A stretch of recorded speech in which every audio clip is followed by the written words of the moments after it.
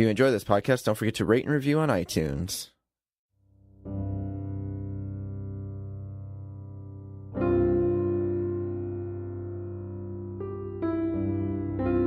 Seven Lamb Productions presents The Walk, Episode 10.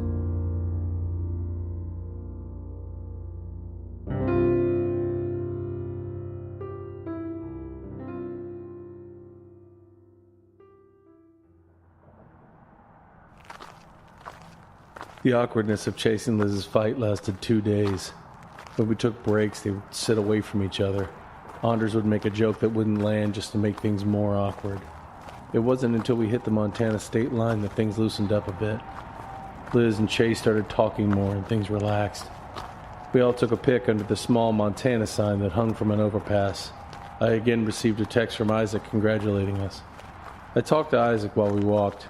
He informed me that the job hunt was still a go. If we make it back before that fucker finds a job, I swear. When we crossed into Montana, it was our 30th day of walking, and boy did it feel like a month. Although we were now averaging 25 miles a day, which probably made Chase happy. The day after we entered Montana, I decided not to listen to anything. I put my iPod and my phone away, and we just enjoyed the view. While we were walking along the interstate and the traffic was noisy as hell, it did have some fantastic views. Views you could never see in Florida. I was able to drown out the noise of traffic and think. I thought about the vast wilderness and the open blue sky. Montana was known as Big Sky Country. The sun was out, but it wasn't hot. There was a slight breeze that would waft by every so often. Because I wasn't listening to anything, my mind wandered. I thought about Liz and Chase and their fight. I thought about Liz and our night. I thought about Chase proposing, but then my mind wandered further. I missed Isaac. Even though we had been walking without Isaac for a long time, it still felt odd. I thought about the first time I met Isaac, and Anders and Chase. Would we all remain friends? We've been friends for a long time, but I also had other friends that disappeared from my life. Would that happen with them? When I got back home, I'd be searching for a job. Work would surely get in the way. Liz talked about moving. I'm not sure why all these thoughts were racing through my mind. That's when I thought about my writing. This is the kind of thing I needed to include. My thoughts, my feelings. I stopped walking and pulled my journal from my backpack. What are you doing? Liz walked up behind me. Getting my journal.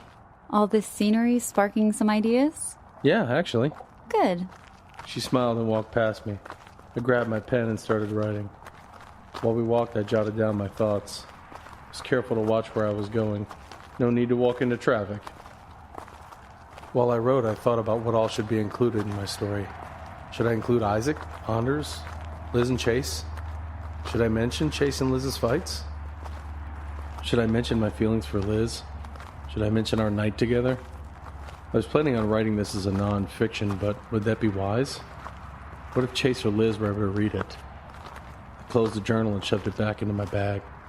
I definitely needed to be careful. I was still unsure how everything would play out. Would we finish the walk?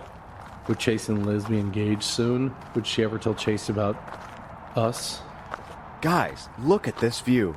We all jumped the railing and made our way to a rocky ledge. The view was amazing.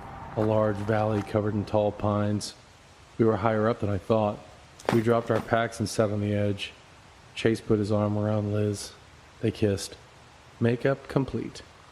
How can you not enjoy this view? Who said they weren't enjoying it? It was rhetorical. I'm gonna go take some pictures. You know, at one point, everything looked like this. No roads, no buildings, no cities or towns, and at one time there were fucking dinosaurs and a supercontinent. What's your point? My point is, eventually this may not be here. As the population grows, we lose more and more of this every day. Nature's disappearing. Nature will always be around. You don't know that. People destroy.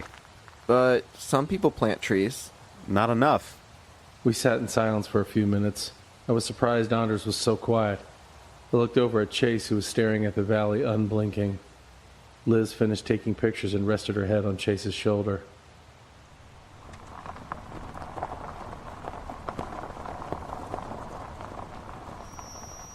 A car pulled up on the shoulder behind us. A middle-aged woman with curly hair stepped out. You guys hungry? I'm always hungry. The lady pulled out 2 bags from her front seat.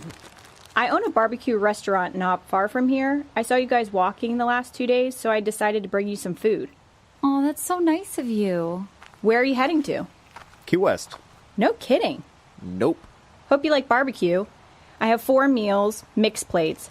Got chicken, pulled pork, ribs, mac and cheese, green beans, cornbread, and some hush puppies. And I brought plenty of napkins. We all thanked the lady. She asked a few more questions about our walk before taking off. We sat on the rocky ledge and ate. We've met nothing but nice people. Hope it stays that way. We still have a lot of country to walk through. After I finished my meal, my stomach instantly hurt. It had been a while since I ate that much food at one time. Where are we supposed to throw this stuff away? Just tie the bag to your backpack. We'll throw it away in the next town. You mean we have to carry trash? You better not litter, Anders. I know, Chase. Nature is everything.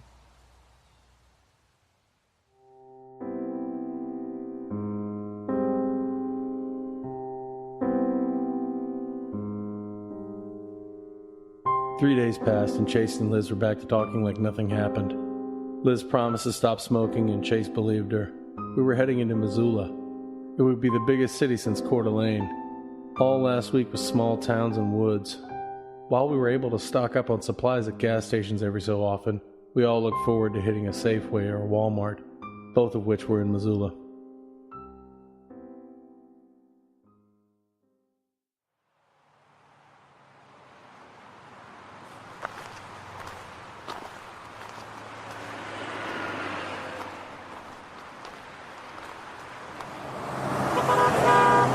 Did you see that? That guy just flipped us off.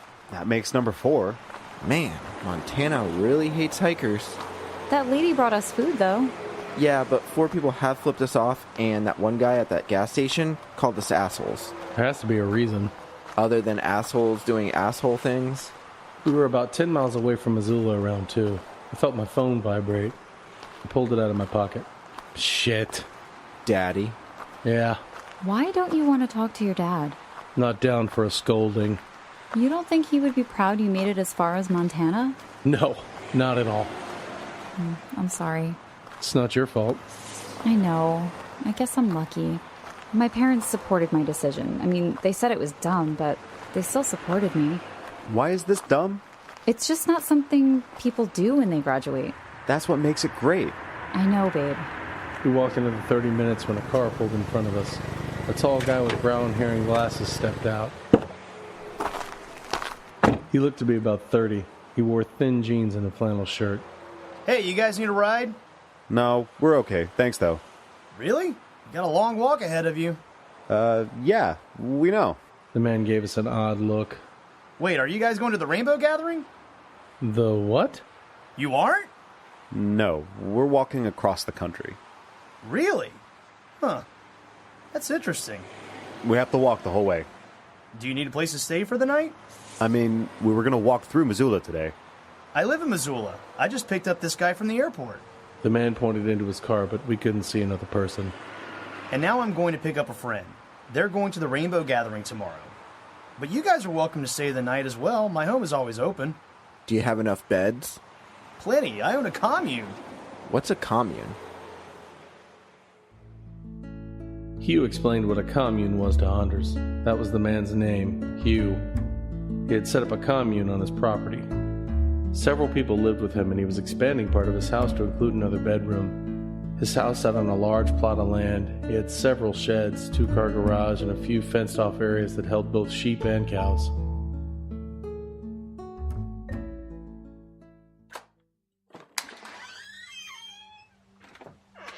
Here we are. We entered his home and walked into a cluttered hallway. Hanging on the walls were some small slabs of wood with carved names.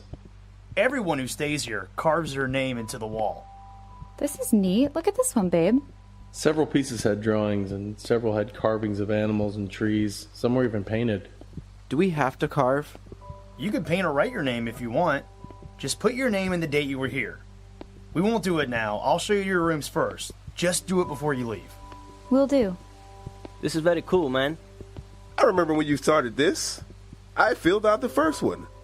Fernando and Jesse were last inside. Fernando was the guy Hugh picked up from the airport. He'd flown all the way from Puerto Rico just to attend this rainbow gathering. He explained it was becoming one with nature and being free, living with a community in the woods. He met Hugh on a couch surfing website and decided to stay a day before heading out into the wilderness. Jesse was Hugh's friend from a small town outside Missoula. Jesse was also attending the rainbow gathering. You sure you guys don't want to join for the rainbow gathering? We're okay. Hope we didn't turn you off with all that spiritual talk. No, Just not at a all. little. Anders. I figured it's not just a bunch of hippies making out with trees, I promise you. Nah, not at all. Very laid back. But it's about being part of a community that wants to be happy and friendly, you know? It's about hanging out and being one with nature. We're already one with nature. We've been sleeping on the side of the highway for a long time. But there you cannot hear cars. Let them get settled and then try to convince them.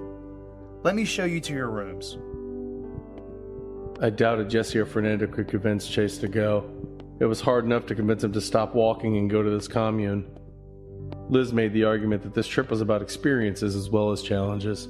Anders claimed he wanted to sleep in a bed. Chase eventually caved and we hopped in Hugh's car, but only after Hugh promised to drive us right back to the spot where he picked us up. There's one king-size bed in here, and down the hall, we have a queen-size. Let Anders and John have the king size. We have to share a bed again? I have twin beds upstairs, but I think Jesse and Fernando are claiming those. I have a fold-out couch. No, it's fine. I'm getting used to snuggling up with this guy. Oh, that means so much. Well, we're besties now. You're besties? We are now. I glared at Anders as he grinned ear to ear. There's a bathroom down the hall. You guys are welcome to shower, and you're welcome to anything in the fridge. There are 5 other people living here right now. Wow. You sure it's okay we stay? We don't want to take up room. Hey, the more the merrier. Carol has some special vegan items in the fridge, but they're all marked with her name. Everything else is up for grabs. We share everything here. That's really nice, thank you. You're welcome. I think it's cool what you're doing. Not a lot of people can say they walked across the country. Very cool. Thanks. Here, let me show you to your room now. Hugh led Liz and Chase down the hall. Was it me? Or did that guy give a weird look when he said, we share everything here? I think it's just you. I don't know, man. I bet you they have some weird eyes wide shut parties here. I think if they were into anything weird, it would be more like the Wicker Man. You think that? You think that they dress up like rabbits and foxes and burn people? How's that feel, right? Let's sleep with a locked door tonight. But Anders, they probably have a key. You're right, fuck. We all showered and then Hugh introduced us to everyone in the house. Carol was an older lady with gray curly hair. She was goofy and friendly and excited to hear about our trek. Then there was Thomas and Jill, who were brother and sister who moved here a year ago. They definitely seemed like hippies, talking about peace and love and how people needed to pull together to make this world a better place. And then there was Jay, who was a scrawny dude with a shaved head. He had just come inside from feeding the sheep. He loved animals and talked about how he had almost become a veterinarian but dropped that to become a farmer. But then he said he quit farming after a flood had washed his crops out. So he sold his farmland and moved from Massachusetts to Montana. Last was Harold. Harold was a homeless man that Hugh met downtown. Hugh offered up his house as long as Harold helped with the chores. Harold agreed. He had long, shaggy hair, thick, uneven beard, and 2 missing teeth. He still looked like a homeless guy, even though he said he'd moved in a year ago. We all sat around the large dining table and ate dinner. Fernando and Jesse had joined too. Thomas and Jill had made a pot roast. This is really good. Thank you. You guys should stick around tomorrow. I don't know. Not for the gathering.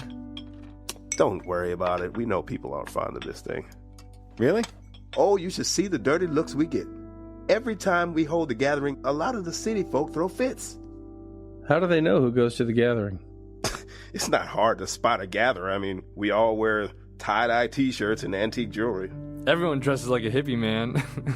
And everyone carries a backpack and a sleeping bag. Hey, that explains everyone flipping us off. Oh yeah, they probably thought you were gatherers. Forget the rainbow gathering. A bunch of us are going to take the bikes out and ride downtown tomorrow. They're having a beer and wine tasting. Should be fun. How many bikes do you have? Yeah, I'm somewhat of a junk collector. Doesn't seem messy in here. Thanks to Carol. She keeps me in check. All my junk is in the sheds and garage. Yard sales are where I spend most of my time. Don't you have something like 20 bikes, right? 20? At least. You should see how many car and boat parts he has, too. You have a boat? Yeah, but it's in parts. Babe, What? we should have a rest day tomorrow. I don't know. We didn't walk much yesterday. Hugh still has to drive us back to where he picked us up. That's not a problem. I promised I would. But I will be taking Jesse and Fernando to the Rainbow Gathering the day after tomorrow. I could easily drop you guys off then if you'd like to hang out. I haven't been bike riding since I was 12. I may have one with training wheels still attached. I know you're joking, but that might be a good idea. What do you guys think? I'm fine with staying. We hadn't had a rest day in a while. Is the beer and wine tasting free? It's like $5, but I'll pay. Then I'm down for a drinking day. Rest day. Okay, I guess that's fine.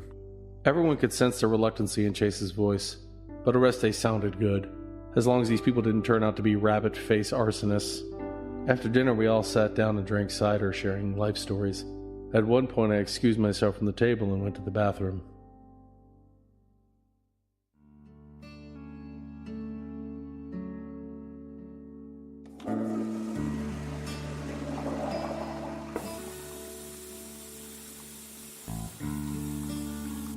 I almost bumped into Liz as I left the bathroom. Jesus! Oh, sorry. No, it's okay. I just didn't know anyone was there. You scared me. I slid past her. Hey, John? Yeah? Can we talk a second? Just real quick. Okay.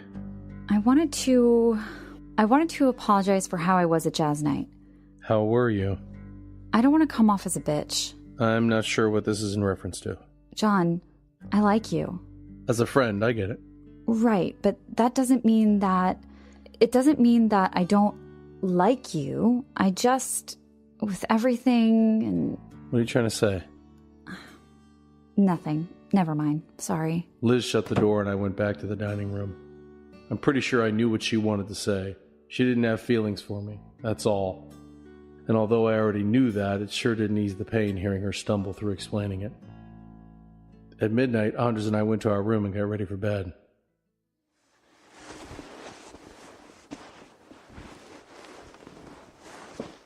You okay, man? Yeah, why? You seem off. Remember, your bestie is right here. Thanks. I turned onto my side. Oh, shit. What? Anders jumped out of bed and made his way to the door. Just in case. Night, Anders. Good night, sweetie.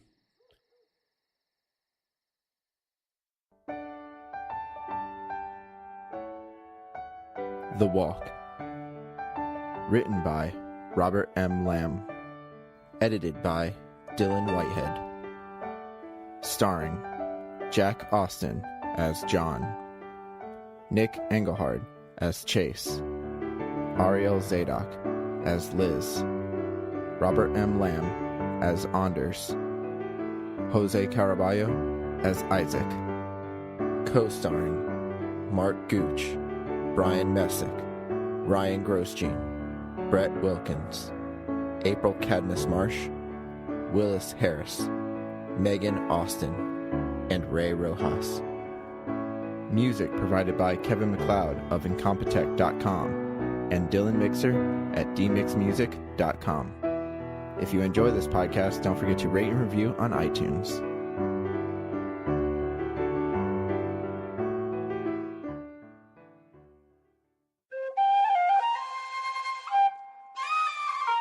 This has been a Seven Lamb production.